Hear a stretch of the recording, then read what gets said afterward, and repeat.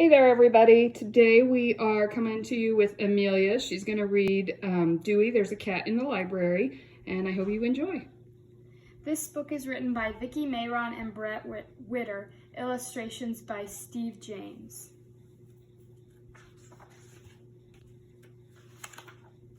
Every night, people left their books in the return box of the library in a small town of Spencer, Iowa. Funny books, big books, truck books, pig books. They left them all. But one night, on the coldest night of the year, someone left a strange surprise: a tiny kitten.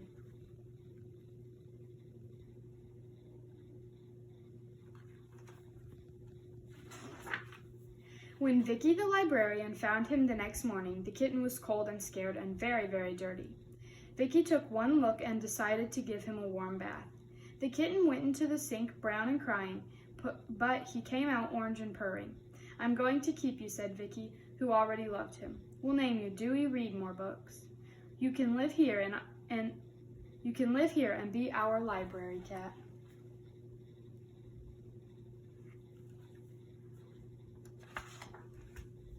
But Dewey had no idea what it meant to be a library cat, so he did what all kittens do. He played, he lounged on the newspaper, rode the book cart, and knocked pins to the floor.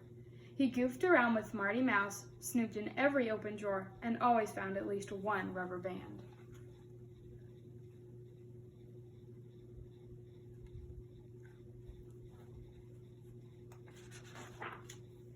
But what Dewey loved most of all was people.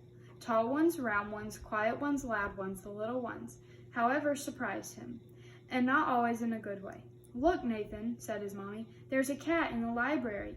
Nathan bent down and said, "Hi, Hooey, Dewey Ukes." "No," said his sister Hannah, "it's Dewey. Read more books." Dewey squirmed. The boy was petting him in the wrong direction. Dewey loved to be petted, but he hated being petted in the wrong direction.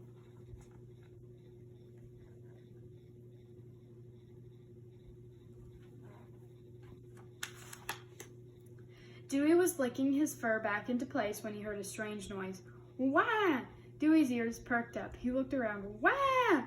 Wah!" Dewey sprang to attention and crept really slowly toward the sound.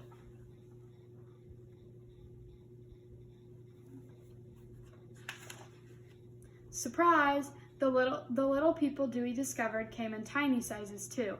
They loved to giggle and grab and pull and coo. Babies are wonderful, Dewey thought, and they smell-licious too.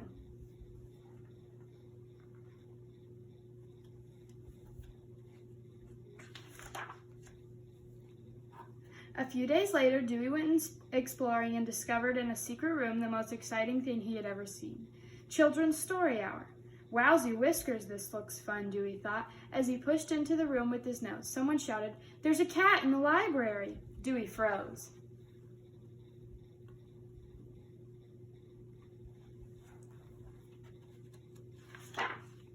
It was quiet for 1 minute.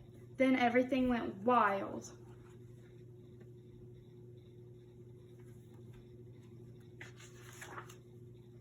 And the next thing Dewey knew, he was being carried upside down. "Oh my," Dewey thought, "what should I do now?"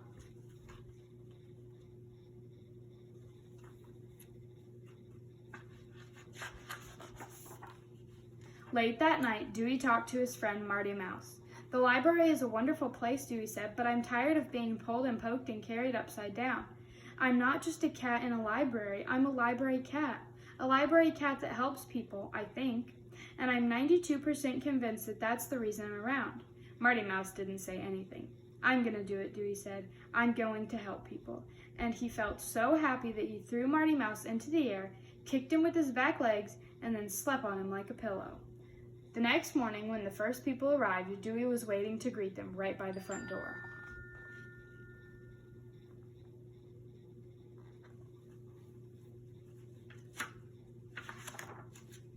All morning, Dewey acted like a library cat.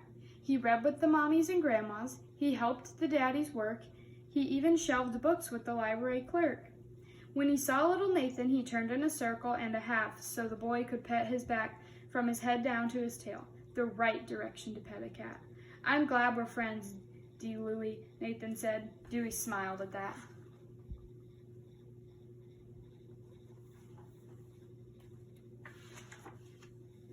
By lunchtime, Dewey was worn out, so he found a good box. First he put his front paws inside, then his belly. He squished his back end down, wiggled around until he was all the way in, and closed his eyes. "There's an orange muffin in the library," a girl giggled.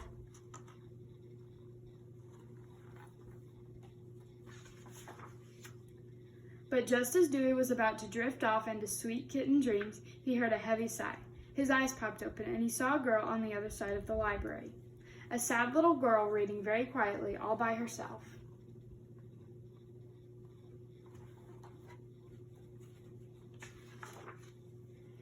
He climbed up close and stared at her. She looked the other way. He sniffed her hand. She wouldn't play. He knocked her mittens to the floor, and she let them stay. Then he saw her jacket, and he had his best idea yet.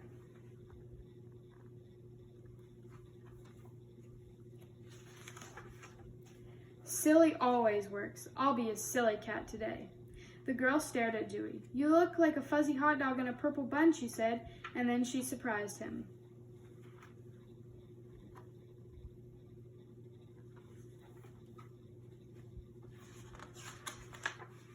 She laughed right out. "I love you, Dewey. Read more books," the girl whispered as Dewey nestled into her lap and began to purr.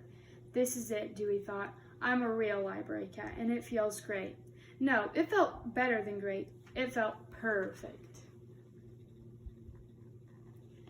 Thank you guys for listening. Make sure to like and subscribe.